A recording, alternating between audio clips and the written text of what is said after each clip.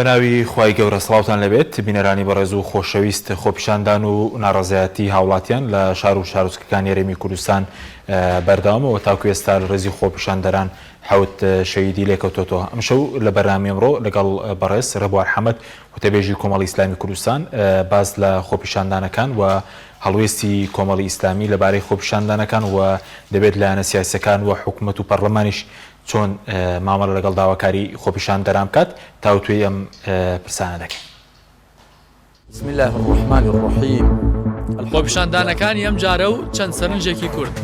ونريد أن نمن على الذين استضعفوا في الأرض ونجعلهم أئمة ونجعلهم الوارثين.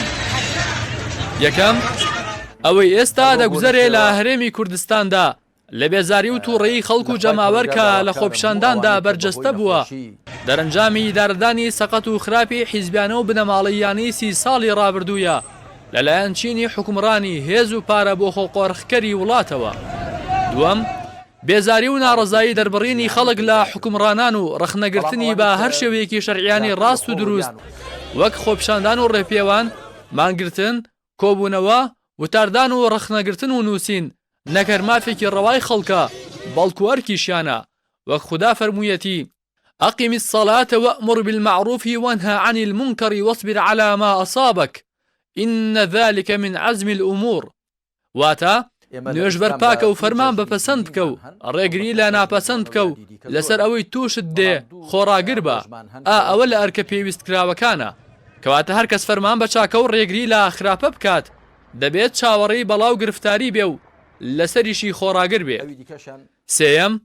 هەروەک چۆن داوای مافی خۆکردن نەک هەر ماف بەڵکوەرکیشە بە هەمان شێوەش بە شێوەی ڕاست و ڕەوا ئەنجامدانی ئەو کارەش حەق وەرکێکی گەورە و گرنگە و پێویستیشە داوای حەقی خۆکردن بە شێوەی حەق بێ و بابایستەم لێکرا و بەهۆی بەکارهێنانی شێوازی ناحەق و ناڕاستەوە وەک هەڵکوتانە سەربنکە و فەرمانگا حیزبی و حکومیەکان و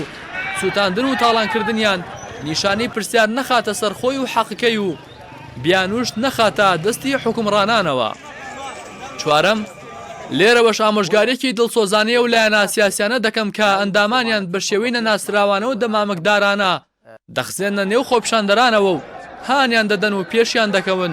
بۆ سوتاندن و تاڵانکردنی بنکە و فەرمانگا حیزبی و حکومیەکان کە با دەست لەو کاریان هەڵبگرن و چی دیکە ڕاوشی خراپ نەبن و لە ئاوی لێڵدا ڕاو بکەن دز نەبن و بازاڕی ئاڵۆزیان بوێت چیان لە هەک بەدایە با باشکرا و شێوازی دروست بیخەنە ڕوو. پێنجەم هەرچەندە بە هیچ شێوەیەک لەگەڵ تەقەکردن لە خۆپیشاندەران نیم و ڕەفزی دەکەم و ئیدانی دەکەم بەڵام خۆپیشاندەرانیش پێویستە لا دەستی پیسی تێکدان و ناشرینکردنی خۆپیشاندانەکان وریابن و بزانن بنکە و فەرمانگەکان بە پارەی خەڵک و وڵات کراون و هەرهی خەڵک و وڵاتن و ناش بێستەمکار و ستەم لێکرا و خراپ و چاک بە چاوێک تەماشا بکرێن و وەک یەک مامەڵەیان لەگەڵدا بکرێ. شەشەم هەر لە ڕێوە ڕەخنەگرتن لە هەر جم و جوڵێکی سیاسی و کۆبوونەوە و تەنانەت سەردانی کرانیش نیشانەی ناحاڵی بوون و هاوسەنگی تێکچوونە چونکە گرنگەوەیە چی دەگوترێ و هەڵوێست چۆنە و چییە ئەگەر نا ئەوانی شارەزای دنیان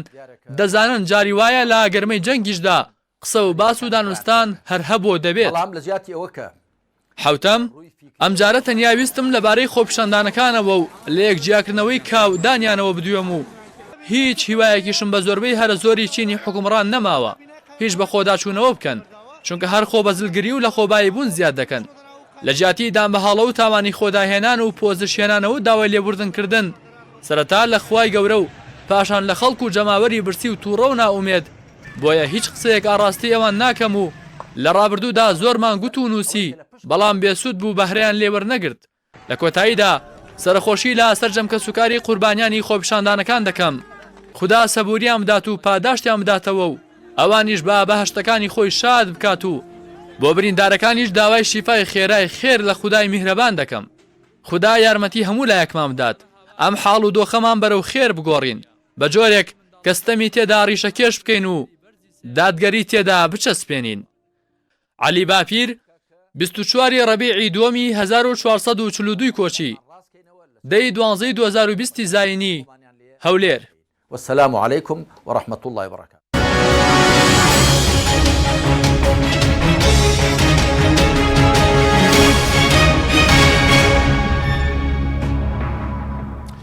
جارێکتر سڵاوتان لەبێت بینەرانی بەڕێز مامۆستا بەخێر بن سوپاس بەم زۆر سپاس سپاسان دەکەین گەر سەرەتا لەوە دەست پێ بکەین بە دیاریکراوی ئێوەکو کۆمەڵی ئیسلامی کوردستان چۆن لەم خۆپیشاندانانە دەڕوان کە ئێستا دووبارە سەری هەڵداوەتەوە و تووڕەیەکی زۆری خەڵکەیە بە ناوی خوای گەورە و میهرەبان زۆر سپاس بەمن خۆپیشاندانەکان ئەمەی ئەم جارە و بۆ جارانی پێشوش یعنی بەڕوونی هۆکارەکەی ئەو خراپی دۆخی حکومڕانیە لە هەرێمی کوردستان و ئەو گەندەڵی قوڵەیە کە لە هەموو جونگەکانی حکومڕانی لە هەرێمی کوردستان هەیە و ئەو هەموو بەهەدەردانە زۆرەیە کە لە سامانی گشتی لە بەرژەوەندی کۆمەڵێکی کەم لە هەرێمی کوردستان لە نێو حیزبە دەسەڵاتدارەکان لەسەر حسابی زۆرینەی هەرە زۆری هەرێمی کوردستان یعنی هەر سروشتی هەموو کۆمەلگایەک وایە کە ناڕەزایەتیەکان لە ئەگەری بەدەمەوە نەچوونی و چارەسەر نەکردنی کێشەکان تەشەناکەن و گەورە بن و فراوانترە بن بەداخەوە دەسەڵاتدارانی هەرێمی کوردستان بە درێژایی ساڵانی ڕابردوو خۆیان لەو حەقیقەتە دزیوەتەوە کە ئەم ناڕەزایەتیە لە ناخی خەڵکدا تووڕەیەکی گەورە هەیە ناڕەزایەتێکی گەورە هەیە و ئەو ناڕەزایەتیە کە بە زۆری بە زەبری هێز کەپ کراوەتەوە لە هەرێمی کوردستان بەردەوام گەشەی کردووە گەورە بووەوە ماوەتەوە بۆچی چونکە هۆکارەکانی ئەو ناڕزایە و نیگەرانی و تووڕەیەی خەڵک ڕۆژ بە ڕۆژ زیاترەکەن مادام هۆکارەکان زیاترەکەن بە تەکی تووڕەیی و ناڕزایەتی خەڵکیش ڕۆژ ڕۆژ زیاتر گەشاکەوە فراوانە بێت بەم شێوەی کە ئەبینی لە هەرێمی کوردستان ینی خۆتە زانی ئەمە هەر موچەخۆرانین کە نیگەرانن ئێستا هەر فەرمانبەران نین هەر هەو ینی بەشێکی زۆری ئەو گەنج و لاوانەی کە لە دوا قۆناغەکانی زان کۆن بێ ئومێدن ئەوانەی زان کۆیان تەواو کردو و پەیمانگیان تەواو کردووە بێکارن لە کۆمەلگادا و ئەو ناڕەزایەتیە کە ڕوبەڕووی ئەو دەسەڵاتدارانەی کە چەند ساڵە حکومڕانی خراپە گەندەڵی کە ئەیکەن لە هەرێمی کوردستان ئەو دەرەنجامانی لێکەوتوتەوە باشە بەس پێتەنوە ئەو چ پامێکی تێدا خۆپیشاندانی ئەم جارە ینی یاخود خەڵک لە چی تووڕەیە لە بوارە ئابوووریەکە یاخود یەکەم جار لە فەشەلی بڕێوەبردن و بڵین لە ڕووی سیاسەکەیەوە و ڕەفزگرنی ئەم جۆرە لە حکوومەتەش بڵین خۆی ئەوێ بڵین خەڵک لە چی تووڕە نییە ینی خەڵک لە چی تووڕە نیە خەڵک لەوە تووڕەیە کە یعنی سەرۆت و سامانی زۆری ئەم هەرێمی کوردستانە لە دەست کۆمەڵێکی کەمە کە پێی بوونەتە ملیاردێر و لە دەرەوەی وڵات پاشەکەوتیان کردووە خۆیان خۆشگوزەرانی خۆیان و بنەماڵەکانیان و کەس و خزم و حزبەکانیان و لەولاش زۆرینەی هەرە زۆری خەڵکی هەرێمی کوردستان فەقیر و هەژار و برسی و بێم و چەند خەڵک لە چی تووڕە نیە لە کاتێکدا کە ئەم حکومڕانیەتی لە هەرێمی کوردستان هەیە کەمترین خزمەتگوزاری دابین کردووە ئەم حکومڕانیەتی لە هەرێمی کوردستان هەیە ڕۆژ بە ڕۆژ زیاتر فەشەلی دەرەکەوێ زیاتر دیوە ناشیرنەکانی دەرەکەوێت زیاتر خەڵک لی ناومێ دەبێت زیاتر ئەم دەستەڵاتە ڕووی ڕاستەقینەی دەرەکەوێت کە ڕازگۆنیە لەگەڵ خەڵکەکەی و خەڵک متمانەی پێی نەماوە ئومێدی پێی نەماوە بۆیە خەڵک لەو دەستەڵاتە نیگەرانە تووڕەیەکە هیچ ئومێدێک دروستکاییەک نبینێ بۆ چاکسازی بۆ چارەسەر و کاتێکیش کە خیتابیان هەیە کە وتاریان هەیە جگە لەوەی کە تۆمەتە دەنە پاڵ ئەو خەڵکە ناڕازی و تووڕەی لە هەرێمی کوردستان هەیە کە هاوڵاتی وڵاتی خۆیانە لە جیاتی ئەوەی کە پەیامی ئومێد بەخش بدەن لە جیاتەوەی نەخشەی چارەسەری قەیرانەکان بخەنە ڕوو لە جیاتی ئەوەی کە ینی ئومێد بدەنەوە بە هاوڵاتیەکانیان کە ئەوان هەنگاویان ناوە هەنگاوەنێن بۆ چاکسازی دێن بە بەردەوامی تۆمەت بڵین تۆمەتە دەنە پاڵ خەڵکە تووڕە و نیگەرانەکەی وڵاتی خۆیان هەموو ئەوانەی کە لە هەرێمی کوردستان خۆتە زانی ئەو خەڵکەی کە تووڕێ لە سەرجادێ ئەوەی لە ماڵەوەیە تووڕێ داوای حەقی خۆیەکە داوای مافی سەرەتایی خۆیەکە وە کاوڵاتیەک لە هەرێمی کوردستان باش بەزوو خۆتان پێشگیری ئەو داواکاری خۆپیشاندەران دەکەن داواکاری بۆ مەسەر لە هەلی کارە موچەیە شەفافیەتە دادپەروەریە کۆمەڵی ئیسلامی خۆی هەرهێزێکە هەر لە سەرەتاوە من پێم وایە قۆناغ بە قۆناغ کۆمەڵ ئەو هێزەیە کە داوای حکومڕانیەکی ڕەشیدی کردووە لە هەرێمی کوردستان و داوای کردووە کە هەرێمی کوردستان ینی ڕۆژی بەم ڕۆژە نەگا کە تووڕەیی و نیگەرانی خەڵک بگاتە و ئاستەی کە ئێستا پێیگەیشتوە کۆمەڵ لێنی ئەمڕۆ ناچەند مەسەلەن کابینەیەک لە دوای یەکەکانی پێشووی حکوومەتی هەرێمی کوردستان بە بەردەوامی داوای ئێمە ئەوە بۆ کە ئەم بەڕێزانەی کە لە هەرێمی کوردستان فەرمانڕەوایەتیەکەن لە جیاتی دزینی داهاتی ئەم خەڵکە لە جیاتی بەهدەردانی سامانی گشتی لە جیاتی شاردنەوەی عەقدەکانیان و ئەو عقودە نەوتیانەی کە هەیەە لە جیاتی ئەوەی کە بنتیوار زۆرکەن و لەشکرێک لە موچەخۆری حزب لەسەر حسابی زۆرینەی هەرە زۆری خەڵک دەوڵەمەندکەن بێن داخوازی یا خواستی ڕاستەقینەی هاوڵاتی لە هەرێمی کوردستان جێبەجێ بکەن و ئەوە نیگەرانی خەڵکو و هاوڵاتی نامێنێت دەستەڵاتێک ناتوانێت ئێمە بەردەوامی گوتومانە دەستەڵاتێک ناتوانێت بۆ ینی بۆ هەمیشە یا قۆناغێک کە توانێت ڕوبەڕووی زۆرینەی هەرە زۆری میلەت بێتەوە لە پێناوی کەمینەیەکی مستەفیددا لە کۆتاییدا هەر زۆرینە سەرەکەوێت لە کۆتاییدا هەر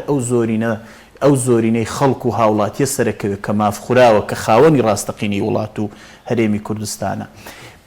ینی مێژووی هەموو دەستەڵاتە یەک لە دوای یەکەکانی ناوچەکەش پێمانەڵێ کەمینەی مستەفید لەسەر حسابی زۆرینەی خەڵک و هاوڵاتیانی هەرێمی کوردستان کەمینەی خۆسەپێن بە زەبری هێزی ئەمنی کۆتایی دێ دەستەڵاتی هەرێمی کوردستان ئەبێ عیبرەت لەوە وەربگرێ پند لەوە وەربگرێ و بێن بەڕاستی ڕێگا چارە دروستەکە بگرنە بەر کە هەڵبژاردننی خواستی زۆرینەی خەڵکە بێن ڕێگا دروستەکە بگرنە بەر کە هەڵبژاردننی ویستی زۆرینەیە بەرژەوەندی زۆرینەیە بەسەر بەرژەوەندی کەمینەیەکی گەندەڵ و کەمینەیەکی مشەخۆر لەسەر حسابی زۆرینەیە کە خاوەنی ڕاستەقینی هەیەمە بەس پێتان وایە ئەگەر ئەو داواکاریانی ئێوە کە لە دوای بڵێن 2005 و لە 2011 کاتی خۆپیشاندنەکان پاکێجی لایەنەکانی ئۆپۆزیسیۆن هەبوو بۆی کە حکوومەت ڕۆڵی خۆی ببینێ دەسەڵاتی دادوەری پەرلەمان سەرچاوەکانی داهات شەفا بن هێزە چەکدارەکان بێلایەن بن ببینە خاوەنی دەستورەگەر ئەو کاتانە ئەمە جێبەجێکا دۆخی کە بێستا دەگەیشت ئەم قەیرانەی ئێستا هەیە بە دڵنیایی جارێ یەکەم ئەگەر هەرلانی کەم ئێمە هێزەکانی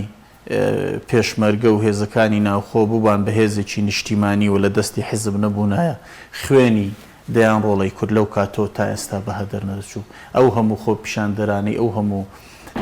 کوڕەهەژار و بێتاوانانەی هەرێمی کوردستان کە ڕۆژانە لەسەر جادەکان ئەکوژرێن لەم خۆ پیشاندانانە و لە خۆ پیشاندانەکانی پێشوو لە پای چی ئەکوژرێن ئێگەر هێزێکی چەکداری منەظەمی نیشتیمانی هەبێ پاسەوانی ڕاستەقینەی خەڵک و هاوڵاتیانی هەرێمی کوردستان بێ لەسەر بارەگا حزبیەکان کوڕی ئەم وڵاتە نەکوژێ ینی بۆچی خوێنی هاوڵاتیە خوێنی گەنجی ئەم وڵاتە بەناحەق ڕژێ بە تەئکید یانی مەلانی کەمێتی ئێگەر سامانی گشتی هەرێمی کوردستان شەفاف بووە بەو شێوەی کە ئێمە داوامان کرد بوو بۆ خاوەن ماف مەسەلەن خەڵک موچەی بووە دەرفەتی کار بووە کۆمپانیا تایبەت و کەرتی تایبەتیش لەلایەن حزب بۆ احتیکار نەکرا کاکە خۆ هاوڵاتی لە هەرێمی کوردستان بۆ نیگەرانە بێ خەڵک مشکلەی نەوێ بۆ دێتە سەرجادە ئەگەر خەڵک جیفانی بەتاڵ نەبێ بۆ جانی خۆی کاتە قوربانی ئێ بە دڵنیاییەوە یعنی ئەگەر ئەمانە جێبەجێکرابان هەنگاو بە هەنگاو لانی کەم یعنی تروسکاییەک بۆ جێبەجێکردنی ئەو هەنگاوانە هاوڵاتی ببینە چاوەڕوانەکە تا دۆخەکە باشتر بێ خۆ خەڵکە دڵسۆزی وڵاتەکەی خۆیەتی هاوڵاتی ئەم نیشتیمانەیە خەڵکێکە وڵاتەکەی خۆی خۆشەوێ نیشتیمانەکەی خۆی خۆشەوێ لەبەرەوە خەڵکە بەرەنجامی بێئومێدی ینی ئەڕژەتە سەر شەقامەکان و بەرەنجامی بێئومێدی خەڵک ئەو نیگەرانی قوڵی هەیە کاتێک کە ئەمان هیچ تروسکاییەکیان بۆ خەڵک نەهێشتۆتەوە بە دڵنیاییەوە ئەو دەرەنجامی هەیە کە ئێستا لی کەوتۆتەوە ئێمە هەمیشە وتومانەوە ئێستا شەیلینەوە دەرەنجامەکان ئەگەر چاکسازی ڕاستەقینە نەکرێت لە هەرێمی کوردستان ئەگەر ڕێگا دروستەکە بۆ چارەسەری کێشە بنەڕەتەکان نەگیرێتە بە دۆخەکە لەمە خراپترە بێت کە ئێستا تێیداین لە هەرێمی کوردستان و کاتێک دێ کە فعلەن یعنی کەس ناتوانێت بەری پێ بگرێەوە دۆخەکە بە جۆرێ لە دەست دەرەچێت کە هەمیشە وتومانە دەستەڵاتدارەکان زەرە پێش هاوڵاتی ئاسایی زەرەکەن باشە بەس وەکو تون و توێژی کە بەرامبەر بە خۆپیشاندەران بەکاردێنرێ تاکوێ حەوت خۆپیشاندەر شەید بوونەوە ژمارێکی زۆریش بریندار بوون سەرنجتان لەو بارەیەوە چی بوو و ئایا تون و تیژی چارەسەر بە بۆچوونیەوە ئەوەی کێستا بەرامبەر بە خۆپیشاندەر یاخود سەرکوتپێکردنی دەرفەتێک بێ ئێمە لەسەر خۆپیشاندان هەریانی بە هەڵوێستی خۆمان لەسەر خۆپیشاندان بخین و جارە خۆپیشاندان مافێکی سەرەتایی هاوڵاتی موچەخۆر فەرمانبەر خەڵکی هەرێمی کوردستان ئێمە هەمیشە گوتومان ئێمە لەگەڵ خۆپیشاندانی مەدەنین لەگەڵ خۆپیشاندانێکین دوور بێ لە تۆند و تیژی خۆپیشاندانێکین کە ممتەلەکاتی گشتی لە دەوائری حکومی لە بارەگا حزبیەکان نەکاتە ئاماج سووتاندنی بارەگاکان و هێرشکردنە سەر دام و دەستگا حکومیەکانەمە پێمان وایە زەرەر بە داوای ڕەوای خۆپیشاندانەگەین بە ڕوون بڵین ئەوەیە کە ئەو ئامانجەیە کە هەمیشە دەستەڵات ئێوێ بۆچی چونکە ئەو کاتێک خۆپیشاندانی مەدەنی بە خۆپیشاندان داوا ئەساسیەکانی داوا بنەڕەتیەکانی داوا ڕەواکانی خۆی ونەکاوە لە دەستیەدا خۆپیشاندان ڕێگای مەدەنی ئێمە لەگەڵەوەی خۆپیشاندان بە ڕێگای مەدەنی بە ڕێگای شارستانێتی بەردەوام بێ و خەڵک سوور بێ لەسەر داواکردنی مافەکانی و ئێمە پشتیوانی داوا ڕەواکانیانین و هێزێکین هەمیشە بە میدیامان بە مووقفی سیاسیمان بە فراکسیۆنی پەرلەمانیمان لە پاڵ و پشتیوانی داوای ڕەوای خەڵک بووین و لەگەڵی بووین بە بێ سەڵکردنەوە بە بێ ئەوەی کە ترسابین لەوەی چ باجێکی پێویستە بیدەی لەگەڵ ئەوەی کە هەمیشە وتومانە خۆپیشاندان ئەبێ دوور بێ لە تونند و تیژی بە پێچەوانەکەی یعنی ئەگەر ئەوەی کە بینە سەر پێچەوانەکەی کە پرسیارەکەی بەڕێزت بوو بە تەکید یعنی ئێمە هەموو تونند و تیژیەک بەرامبەر خۆپیشاندانەکان ڕەتەکەینەوە و پێمان وایە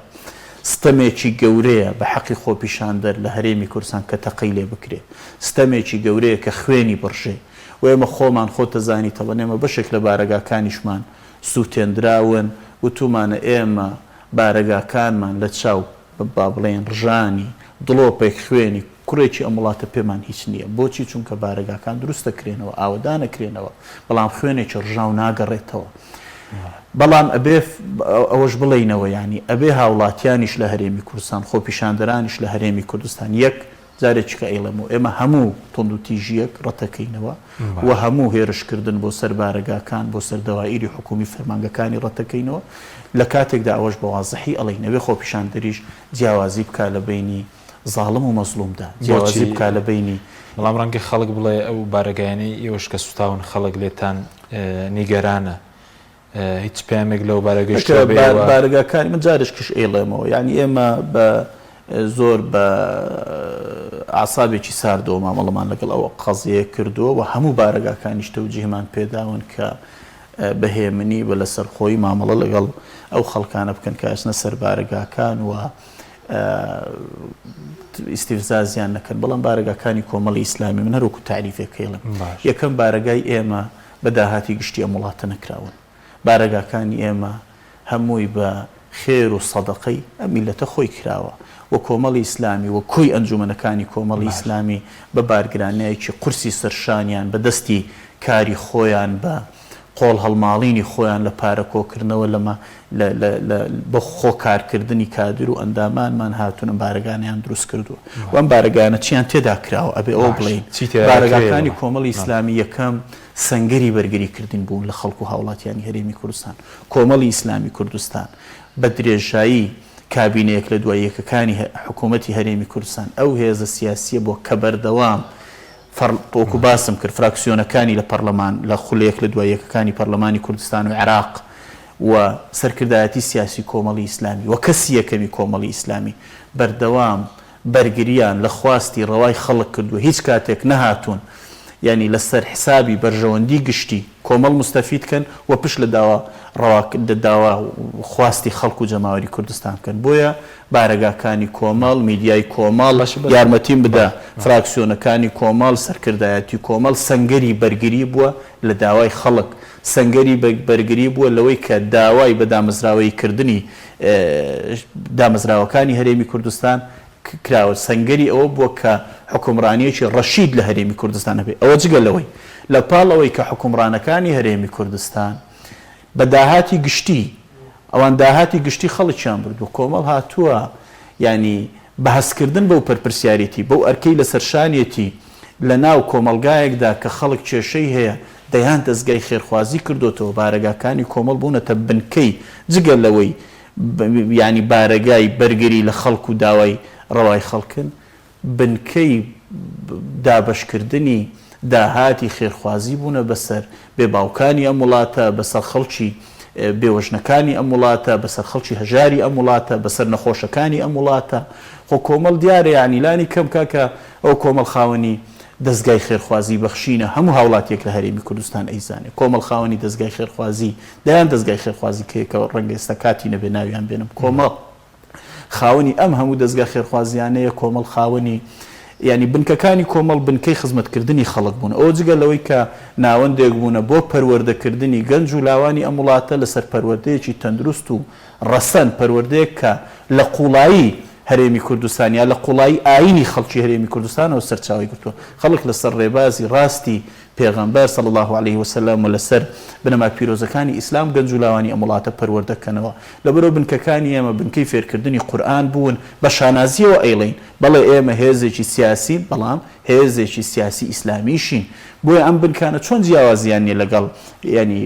لە کاتێکدا دووبارەیەکەمەوە ئەوە ئێمە لەگەڵ سووتاندن یا هێرشکردن بۆ سەر بارەگا هیچ هێزێکی سیاسی نین چکە پێمان وایە ئەوە وەکو باسم کرد ینی دوورخستنەوەی بیانونکردنی ئامانجە گەورەکانی خەڵکی نیگەران و خۆپیشاندەر و ناڕازیە بەڵێ بەس لەگەڵ ئەوشە پێتان وایە ئەرکی خۆتان جێبەجێ بکردووە بەرامبەر بە خەڵک کەمێک باست کرد بۆ نمونە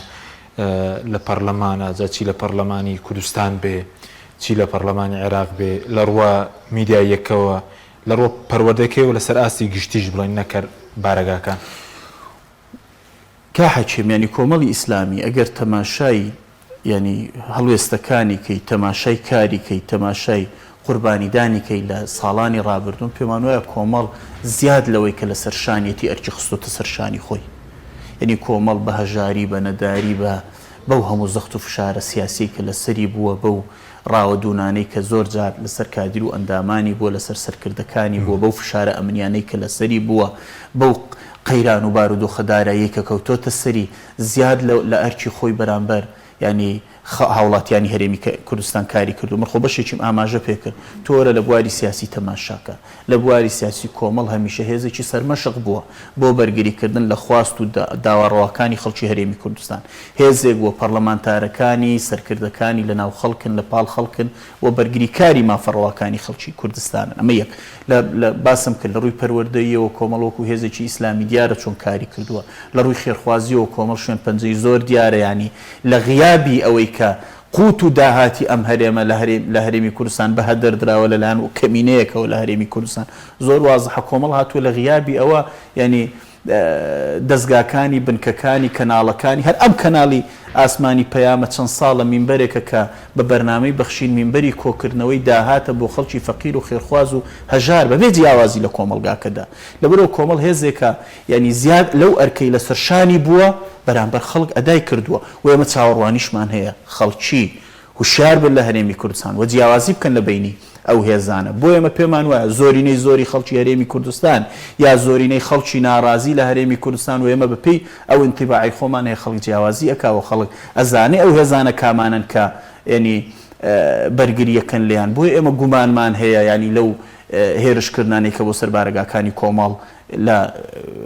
لەو دوسێ شوێنی کە کراوە گومانمان هەیە لەو دەستانە بۆ چونکە بەڕاستی بەپێی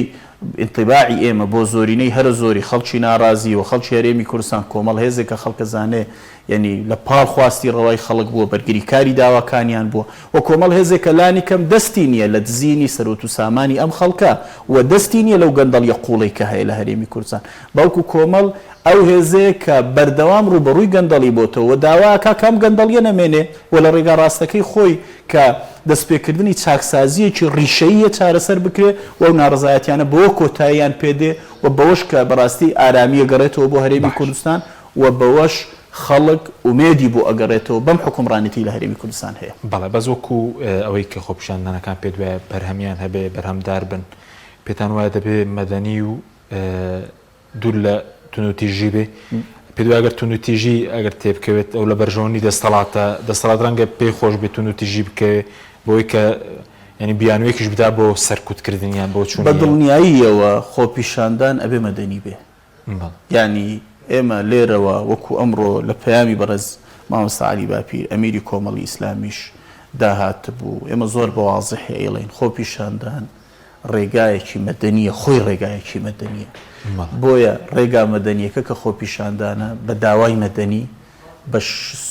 بەوەکو خۆی بە شێوازێکی مەدەنی دوور لە تونند و تیژی بە بەرزکردنەوەی ئەو دروشمانەی کە خواستی ڕاستەقینەی خەڵکن بۆ چاکسازی خۆپیشاندان ئامانجەکانی خۆیە پێچێ لادانی خۆپیشاندان لەو ئامانجانە و هەنگاونان وەکو باسم کرد بە هەنگاونان بۆ سەر مۆمتەلەکاتی گشتی بۆ سەر بارگای هێزە سیاسیەکان لە هەرێمی کوردستان ینی ونکردنی ئامانجە گەورەکانی خۆپیشاندانە و دەرفەتدانە یا با بڵێن بیانودانە بەدەستەڵات بۆ سەرکوتکردن و لە کاتێکدا ئەو دووبارەیەکەینەوە ئێمە لە ئەگەری ینی هەمیشە گوتومانە لە هیچ حاڵەتێکدا لە هیچ حاڵەتێکدا ئێمە بەڕەوای نازانین و ڕەوایەتی نادەین بەوەی کە ینی هێرش بکرێتە سەر خۆپیشاندەران و تەقیان لێ بکرێەوە بە ناحەق بکوژرێت. پێ دوای ئەگەر دەستەڵات بەردەوامی لەسەر کوتکردن کوشتنی خۆپیشاندەر بریندارکردنیان دۆخەکە لە خۆی زیاتر ئالۆز ناکە بە پێچەوانەشەوە ئەگەر ئەزانی سەرکوتکردن ئەگەر بۆ بە شێوەیەکی کاتیش ناڕەزایەتی خەڵک کە بکاتەوە ڕق و تووڕێی خەڵک ئەستورترەکە و لە هەر دەرفەتێککەدا بتەقێتەوە دەستەڵات زەرری گەوری لێکە بۆیە ڕێگای دروست بۆ ڕوبەڕووبوونەوەی ناڕزایەتی خەڵک بریتی نییە لە سەرکوتکردن بریتی نییە لە ڕێگریکردن لە داواڕەواکانی خەڵک بریتە لە بەدەمەوە چوونی داواکانیان بریتە لە بەهەندوەرگرتنی خواستەکانیان بریتە لەوەی کە خواستەکانیان جێبەجێ بکەی و ئومێدیان پێ بدەیت کە تۆ دەسەڵاتێکی ئەتوانی داواکانیان جێبەجێ بکەی ئەوە ڕێگای دروستی ڕوبەڕووبوونەوەی خۆپیشاندانە من پێم وایە کە من ئەو دەستەڵات بە تایبەتی لەم ناوچەی ئێمە لەم ناوچەی ئێمە کە من ئەو دەستەڵاتانە یا ئەو حکومڕانانەی کە ئەتوانن بە ڕێگەیەکی سەلیم و تەندروست مامەڵە لەگەڵ خۆپیشاندانەکان بکەن و بەدەم داواکانیانەوە بچن بۆیە هەمیشە دەرەنجامی مەترسیدار و خراپی بەدەستەوە داوە. بەس پێ دوای تاکو ئێستاش بڵین بۆچی بەدەنگە و هاتنێک نییە لەسەر ئاستی باڵا یاخود وەڵامێک نییە بۆ داواکاری خۆپیشاندەران لانی کەم بەڵێنێک لە موچە لە چاکسازی لە ڕاگررتنی بۆ نمونە قاچاقی سنوورەکان شەفافیت ینی بۆچی لەگەڵ بە بۆچوونی بە ڕێزت نەگەیشتووە بە ئەوانتی ئەوە عیبە گەورەکەی ئەم دەستەڵاتەیە کە لە هەفتەی شوباتەوە هەتا ئەمڕۆ هەر ناڕزایەتیەک بوو بێ ئەم دەستەڵاتە بە جورئەتەوە نەهاتوتە ناو خۆپیشاندەران و نەهاتوت بەدەم داواڕەوەکانیان بێ و فعلا ینی تیمێکی حکومی تیمێکی پەرلەمانی لە هێزە دەستەڵاتدارەکان بنێرێتە ناو ئەم خەڵکە و گفتوگویان لەگەڵ بکاوە داواکانیان بگەیەنێتە ئەو ناوەندەی کە هەیە حتا هەفتەی شوبات ئەو لیژنە پەرلەمانی کە ئەو کات بە فشاری هێزەکانی ئۆپۆزیسیۆنی ئەو کات هات لەسەرا لەگەڵ خۆپیشاندەران و خواستەکانیان وە بڕیاری ژمارە دوی پەرلەمانی ئەو کاتی کوردستانی لێکەوتەوە ئێستاش لەگەڵ بێ لەوە قایع بڵاویان نەکرد و هەروەنیان کرد لەبەرەوە ئەم دەستەڵاتە بەداخەوە ینی نایە بەو ڕێگات تەندروستە مامەڵە بکە و بەدەم خواستەکانیانەوە بێ و خۆگەر دەستەڵات بێ ڕوبەڕووی خۆپیشاندەران بێ لەو ساحانەی کە کۆ ئەبنەوە ینی گفتوگویان لەگەڵ بکەوە داواکانیان لێوەرگەوە بەدەم داواکانیانەوە بچە خۆ خەڵکە چیەوێ یخۆ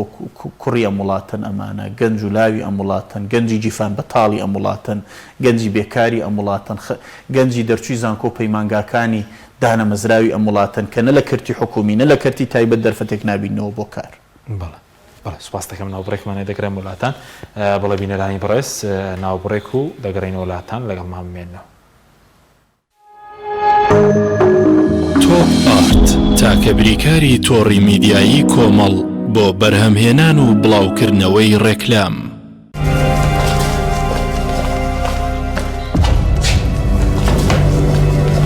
فرم ليشة وي دسر واسي لبه او باراكا راسك باراكا شبابي بسيطة بسيطة خبصة بسيطة بسيطة بسيطة شيء في الربي.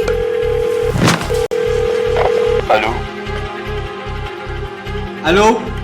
برنجي محمودة بلى باجوا بقرد اكتري سالك الركلام كاني ايوه لا ايميا جا اگر هفته زور جا اگر باريكي زور منينه انت الركلام وميكلامي برنجي محموديش فونيش جاري استا جواب مويت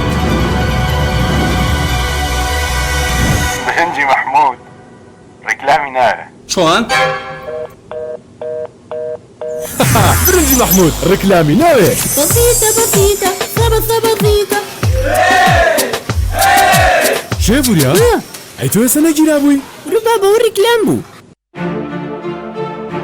بە باشترین کۆڵەتی دەستمان پێکردو وەک هەمیشە باشترین بەرهەم پێشکەش دەکەین. کارگەی هەڵاڵە بە ئەزموونی 12 ساڵی ڕابردوو لە دروستکردنی بوتڵی غازی ماڵان کە ئێستا لە تەواوی کوردستاندا بوونی هەیە بەردەوامە لە خزمەتکردن و ئێستا هاوشێوەی کارەکەمان تەنکی غازی LPG بە هەموو قەبارەکانیەوە بە باشترین کواڵەتی و ستانداردی ئەوروپی لە ژێر چاودێری کواڵەتی کۆنترۆلی حکوومەتی هەرێم و کۆمپانیایەکی تایبەت بە چێککردنەوەی تانکەکان لە ڕووی کواڵەتی و دانانی ئەکسسواراتی ئیتاڵی بەردەوامە لە بەرهەمهێنان. ئێستا هاوڵاتیان و هاوردەکاران دەتوانن بێ دوودڵی تەنکی غازی هەڵاڵا بەکار بهێنن کە گرنگی 100% لەگەڵە بۆ ماوەی 10 ساڵ وەک هەمیشە لە هەرزانی نرخ و باشی کواڵەتیدا بێڕکابەرین. کۆمپانیای هەڵاڵا باشترین جۆر سەلامەتی هەمیشەیی.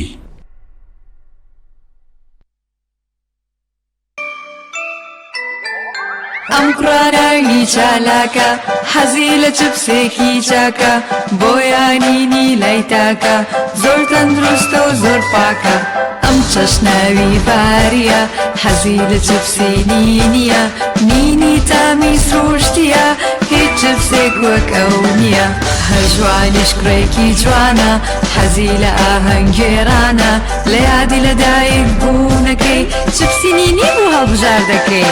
نینی هاوڕێی مناڵانە تامی خۆشە و بێزیانە بۆن و ڕەنگی هەمە جۆرە شێوە و قەبارەی زۆرە. گوشاری نینی تامێکی لە یاد نەکراو. برنجی سروشتی شیمال لەسەر خواست و داوای زۆری هاوڵاتیانی خۆشەویست دوای گەڕان و هەوڵێکی زۆر لە باشترین کێڵگەکانی وڵاتی ئێران ئەم جارە برنجی سروشتی شیمال باشترین و خۆشترین برنجی دەنەکخڕی شەژمانگەی دەرەجەیەکی ئێرانی بۆ ئێوە هێناوتە کوردستان. ئەم برنجە دەنەکخڕا باشترین و بەتانترین برنجی گردەی کێڵگەکانی ئێرانە. ئێمە کێڵگە بە کێڵگە گەڕاوین بۆ ئەوی باشترین برنجی سروشتی و بەتام و خۆش بۆ ئێوە بدۆزینەوە. بە چاڵتوکی لە جوتیارەکانمان کڕی و خۆمان کڕەمان کردووە تاوەکو دڵنیا بینەوە لە پاکی و پوختی برنجەکەمان. ئەم برنجە پڕ ڤیتامین و کانزای سروشتیە بەبێ مادەی کیمیایی و پارێزەرە. لەگەڵ ئەم برنجە هیچ خەمی بەرزبوونەوەی شەکرە و کۆڵسترۆڵت نەبێت چونکە برنجێکی ئۆرگانیکە و پڕە لە مادە و کانزای سوود بەخش. هەروەها ئەگەر تەنیا برنجی سروشتی شیمال بخۆی هیچ خەمت نەبێ قەڵەوت ناکە. تەندروستیتان لە هەموو شتێک گرنگترە بۆیە برنجێک بخۆن لە سەرچاوەکەی دڵنیا بن.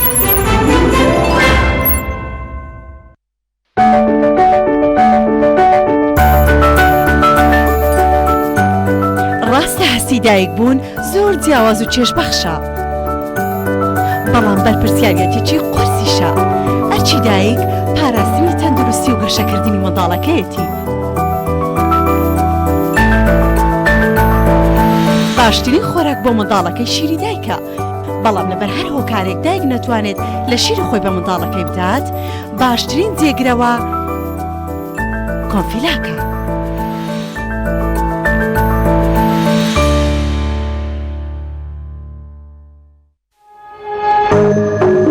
تۆپ ئارت تاکە بریکاری تۆڕی میدیایی کۆمەڵ بۆ بەرهەمهێنان و بڵاوکردنەوەی ڕێکلام.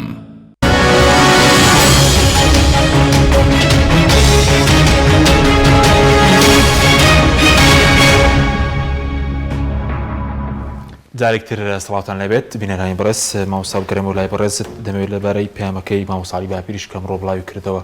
سەرنج بزانم باسی کۆمەڵێکشت دەکا لەبارەی پەیامەکەی کە باز لەوە دەکات کە ئەوەی کە ڕوودەدا دەرەنجامی دارەدانی سەقەت و خراپی حیزبی و بنەماڵەییە بەڵام هەر لە نووسینەکەیدا باز دەکەم جارە تەنە کۆمەڵێک پەیامی ئاراستەی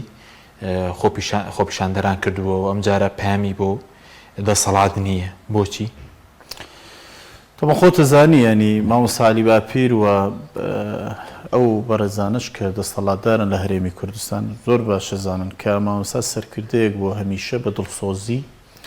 لە کۆی کۆبوونەوە سیاسیەکانی هەرێمی کوردستان کە زۆر جار ژوورە داخراوە لێنی لەو کۆبوونەوانەی کە کراون مامۆستا زۆر بەڕاشکاوی زۆر دڵسۆزانە لە بەرژەوەندی خەڵک و هەرێمی کوردستان ینی بۆ چوونی خۆی پێوتون بەداخەوە ینی زۆربەی کات ینی گوێی لێ نەگیراوە و بنی ئەوان لەسەر ئەو شێوە حکومڕانی خۆیان کە ئەو دەرەنجامانەی لێکەوتۆ تۆ بەردەوام بوون من پێم وایە ئەمەی کە ئەمڕۆ بە ڕێز مامۆستا باپیر ئاماژی کردووە کە هیچ شتێکی بۆ دەستەڵاتدارانیەوە ڕووی تەنها لە خەڵکی خۆپیشاندەر و هاوڵاتیانی هەرێمی کوردستانە بەرەنجامی ئەو بێئومێدیە کە چۆن هاوڵاتیان لە هەرێمی کوردستان بێئومێد بوونە لە چاکسازی لەو دەستەڵاتە وردە سەرکردە سیاسیەکانیش لە هێزەکانی ئۆپۆزیسیۆن هەمان ئەو بێئومێدی ڕووی تێکردوون و ئەوەش بەڕاستی ینی سەرەتایەکی مەترسیدارە و بەداخەوە ینی هێزە حکومڕانەکان لە هەرێمی کوردستان و بڕیار بەدەستەکان لە هەرێمی کوردستان و بە دیاریکراوی حکوومەتی هەرێمی کوردستان کامڕۆ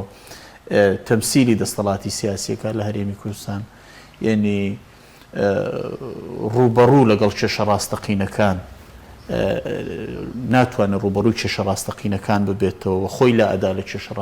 ڕاستەقینەکان و بە هەندێ چاکسازی یا بە هەندێک دروشمی چاکسازی خۆشی و هاوڵاتیانی هەرێمی کوردستانیش ئێوە بخەڵەتێ بەڵام یعنی وازەحە ئەگەر بشتوانن خۆیان بخەڵەتێنن ناتوانن زۆرینی هاوڵاتیانی هەرێمی کوردستان بخەڵەتێنن چونکە معلومە کە چاکسازی نیە لەم کابینەیە و هیچ هەنگاوێکی جددی بۆ دەستپێکردنی چاکسازیەکی ڕاستەقینە لە هەرێمی کوردستان نەندراوە. باش سپاس دەکەم بەس لەسەر ئەوەش کە دوێنێ بڵێن کۆبوونەوەی یەکێتی نیشتیمانی و کۆمەڵی ئیسلامیش هەبوو زۆرجار دڵێن ئایا لەم کاتەدا ڕەخنابوو کۆبوونەوە بکرێ ئێوە بۆچی کۆبوونەوە لە کۆبوونەوەکەدا تەکیدتان لەسەرەوە کرد هۆشداریتاندا دووبارە بە لایەن دەسەڵاتدارەکان لەبارەی دۆخی خەڵکەوە بڵێن کۆمەڵی ئیسلامی مەبدەیەکی بووە زۆر جار ینی مەبدەکەی ئێمە ڕاستە زۆر جاریش کۆبوونەوەمان ڕەت کردوتەوە ینی و خۆتە زانی تەبەن کۆمەڵ هێزێکە لێچێکە لەو هێزانەی زۆر جاریش کۆبوونەوە بەشداری کۆبوونەوەمان ڕەت کردوتەوە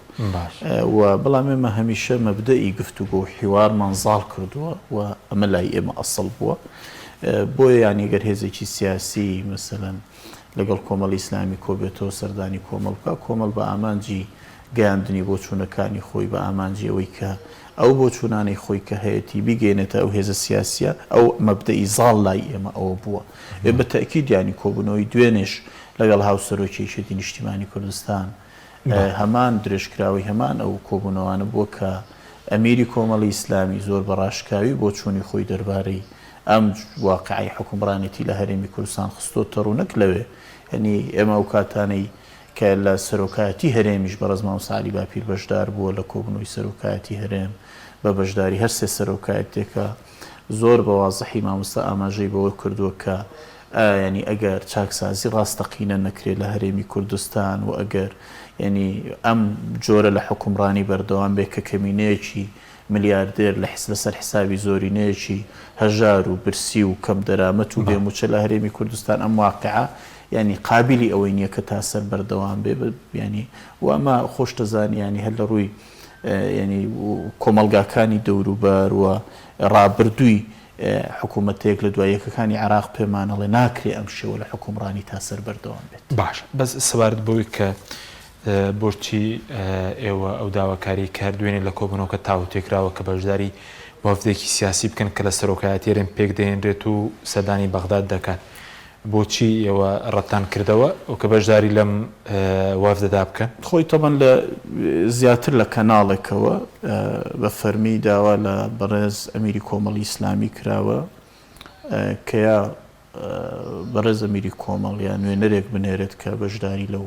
وەفدە بکەن کە باش ئەچێ بۆ بەغدا ئێمە تەبەن کۆمەڵی ئیسلامی دوای تاوت گفتوگۆ ئێمە ئەومان هەڵبژار کە بەشداری لەو شاندە ناکەین و بەشدار نابین لە وەفدەی کە ئەچێتە لە هەرێمەوە ئەچێتە بەغدا هۆکارەکەشی تابانیانی ڕەنگە زۆر هۆکاری هەبێ بەڵام دیارترینیان ئەوەیە کە تا ئێستاش ئێمە ئیرادەیەکی جددی نابینین بۆ چارەسەری کێشە بنەڕەتیەکان و بۆ ئەوەی کە ڕێکەوتنێکی شەفاف لە بینی هەرێم و بەغدا هەبێ و کۆتایی بەبوو ئەوە بێنێەوە بۆچی چونکە هەتاوەکو ئەو ئیرادەیە زاڵ نەبێ کە بەرژەوەندی گشتیەکان زاڵکرێن بەسەر بەرژەوەندی حزبیەکان و دەست لەو داهاتەوە هەڵگیرێت کە حزب تێیدا مستەفیدە و زۆرینەی خەڵکی هەرێمی کوردستان لی مەحرومە و ئەو داهاتانی کە داهاتی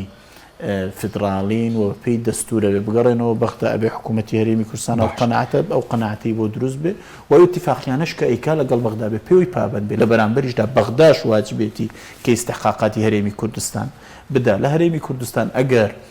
ئەو حکوومەتی هەرێمی کوردستان ئەگەر بیەوێ لەگەڵ بەغدا ڕێکەوێ پێویستی بە هێزە سیاسیەکان نیە کە حەکیم هیچ پێویستی بۆ نییە داوا بکات لە وەفدە سیاسیەکان یا لە هێزە سیاسیەکانی کە بەشدار بن لەگەڵی خۆیان حکومڕانن عقدە نەوتیەکان لە بەردەستی خۆیانە خاڵە سنووریەکان لە بەردەستی خۆیانە خۆیان بڕیار بەدەستن بۆ ناچن لەگەڵ بەغدا ڕێ بکەون چێ دەستی گرتوون ینی بچن لەگەڵ بەغدا ڕێکەوت و کێشەکان بۆنەوتەکە نانێرن ئەوان لە کاتێکدا کە خۆیان بڕیار بەدەستن هیچ پێویست ناکە کە هێزە سیاسیەکانی کە لەگەڵیان بەشدار بن مؤسساتی حکومی هەیە فەرمونون با دامەزراوە حکومی پێتان وایە باش نەگە چارە ئەوەیە کە وەفدی حکوومەت ئێمە زۆر بەڕوونی ئەڵین حکوومەتی هەرێمی کوردستان ڕێکەوتنێکی شەفافی لەگەڵ بەغدا هەبێ و هەردوو لا پێوەی پابند بن و ئیستحقاقاتی دارایی هەرێمی کوردستان لە بەغداوە بۆ هەرێمی کوردستان بێ و لە بەرامبەردا هەرێمی کوردستان پابند بێ بۆ ئیتفاقی کە لەگەڵ بەغدایکە و ئەوە هەڵبژێرێ کە بەرژەوەندی خەڵکو و هاوڵاتیانی هەرێمی کوردستانە هەتا ئەو قەناعەتە زاڵ نەبێ بەسەر ینی کاربەدەستانی هەرێمی کوردستان و حکومڕانەکانی کێشەکان بەردەوام ببن لە کابینەیەک لە دوایەکەکانی حکوومەتی عێراقیش بەردەوام ینی ئەوان کاتێک کە کابینەکە دروستەوی لە جیاتی گفتوگۆ بکەن لەسەر خواستەکانی خەڵک لەسەر ئیستحقاقاتی هەرێمی کوردستان لەسەر کێشە هەڵپەسێردراوەکانی نێوان هەرێم و بەغدا ئەوان شەڕی پۆست و مەکاسی بە حیزبیەکانەکەن شەڕیەوەکەن چەند وەزیر وەربگرن کاکە ئێستا یەک نمونە عرضکەم زۆر جارگلەی لە نوێنەرە کوردەکانە کرێ لە بەغدا نوێنەرەکانی ئێمە و ئەو لایەنانەی کە بە تایبەتی ئەوانەی کە گروپی 15 لە بەغدا گلەیان لێکرێ کەمانە ڕۆڵ نابینن و خزمەتی خواستی ڕەواکانی خەڵکی کوردستان ناکەن و دژی قوارەی سیاسی هەرێمی کوردستان کارەکەن حکومڕانەکانی هەرێمی کوردستان وەزیریان هەیە لە حکوومەتی ناوەندی وەزیریان هەیە لە کابینەکەی مستەفا کاظمی ئەی ڕۆڵی ئەوان چییە؟ ئەی کوا چارەسەری کێشەکان کە ئەوان کردویان ئەی کوا ئەو وەزیرانی کە ئەوان دایانناون کە نوێنەرایەتی کورد دەکەن ئەی کوا ئەو فراکسیۆنە پەرلەمانیانەی ئەوان هەیەە دەوریان لەو قانونەی کە بۆ یاسای قەرزیان لە پەرلەمانی عێراق لە ئەنجومەنی نوێنەرانی عێراق بەڕێکرا دەوری ئەوان کووە هەر خۆیان سوپاسی تێکرای فراکسیۆنەکانی پەرلەمانی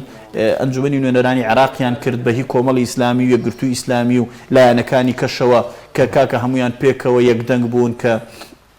بەرگریان لە داواکانی خەڵک کردو کەچی دوای خۆیان دوایی تۆمەتیان پێ بخشنەوە بە دژی قواری سیاسی هەرێمی کوردستان تۆمەتباریانەکەن ئەزانی کورت و پوخۆت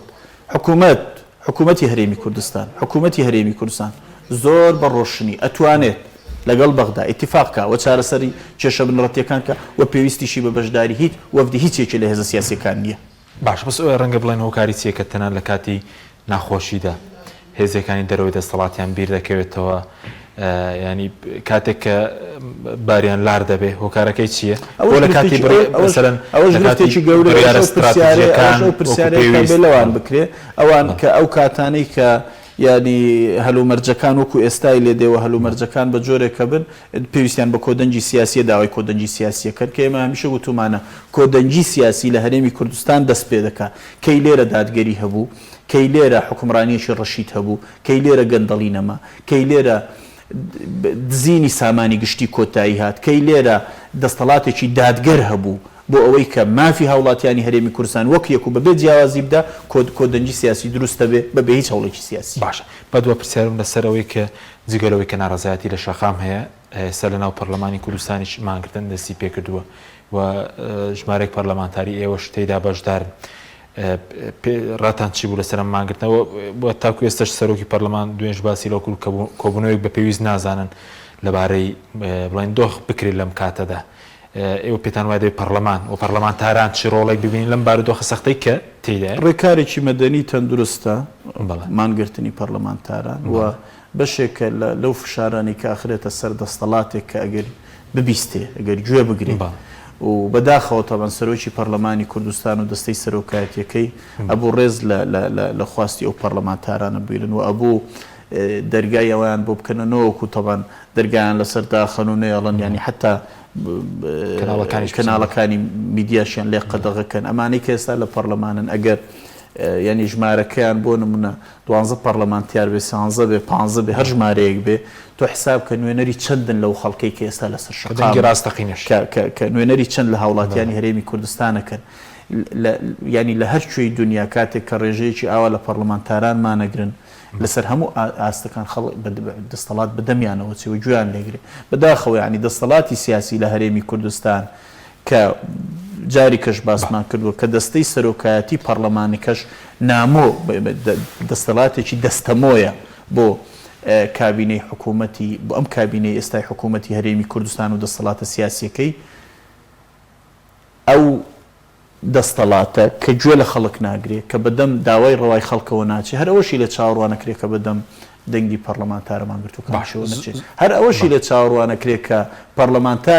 پەرلەمانێک نێڵێ پەرلەمانتارەکەی قسە بکات لە پەرلەمانی کوردستان تو چاوەڕوانی لەکەی کاتێک کەمانەگرێت بەدەمیەوە بچێت و داواکانی جێبەجێ بکە نە بەدڵ هیچ چاوەڕێکیش لەوە ناکەن کە لە ژێرم فشارشدا هیچ چاکسازێک بکرێت چاوەڕێک ناکەن لەم دەسەڵاتداران دۆخەکە لەوە تێپەڕێ لە هەر کۆمەلگایەکدا هاوڵاتی بڵێ و هاوڵاتی بە هەموو چین و توێژەکانیەوە بە هوشیاریەوە بە ڕێگای مەدەنی دوور لە تونند و تیژی فشارکەن و بەردەوام بن لە فشارێک هیچ دەستەڵاتێک ناتوانێت تا کۆتایی بەرگەی فشاری مەدەنی خەڵکو و هاوڵاتیانی وڵاتەکەی بکرێت هیچ دەستەڵاتێک ناتوانێت تا سەر ڕوبەڕووی زۆرینەی هەرە زۆری خەڵک بێتەوە بەڵێ زۆر سوپاس بۆ بەڕێز مامۆستا بەرحەمەت دەبێژی کۆمەڵی ئیسلامی سوپاس دەکەین سوپاس بۆ بینەرانی بەڕێز سوپاس باوکارانم تا بەرنامێکی دیکە خواتان لەگەڵ